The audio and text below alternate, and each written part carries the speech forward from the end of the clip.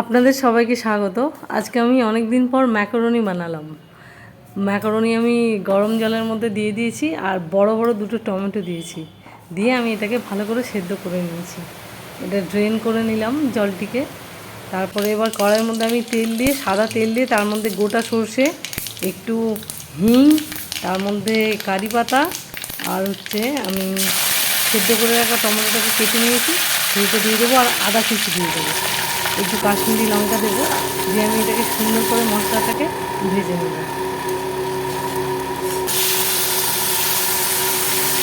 খুব কম আঁচে এটাকে করতে হবে, নয়তো এটা পুড়ে যাবে। এর মধ্যে লবণ দিয়ে দেবো, লঙ্কা গুঁড়ো, হলুদ গুঁড়ো, আর আমি এর মধ্যে ধনে গুঁড়ো, জিরে গুঁড়ো দুটোই দিয়েছি। আপনারা সিম্পলভাবে এটা বানিয়ে খেয়ে দেখবেন, ঠিক এটা খুব ভালো লাগবে খেতে।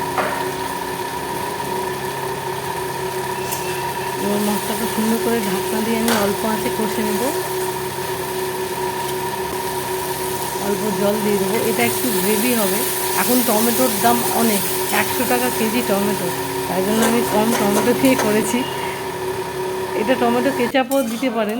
আমার টমেটো কেচাপের মধ্যে আমি পেঁয়াজ রসুন থাকে বলে দিই না, অনেক সময় যেটা পেঁয়াজ রসুন থাকে সেটা আমি পাই না হাতের কাছে, তাই জন্য আমি অল্প টমেটো দিয়ে এটা করেছি, একটু জল দিয়ে গ্রেভি বানাবো। আমার টমেটো কষা হয়ে গেছে, এর মধ্যে আমি ম্যাকারনিটা দিয়ে দিলাম।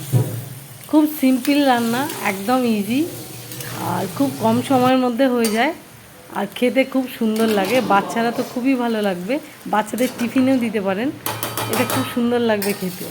Thank you.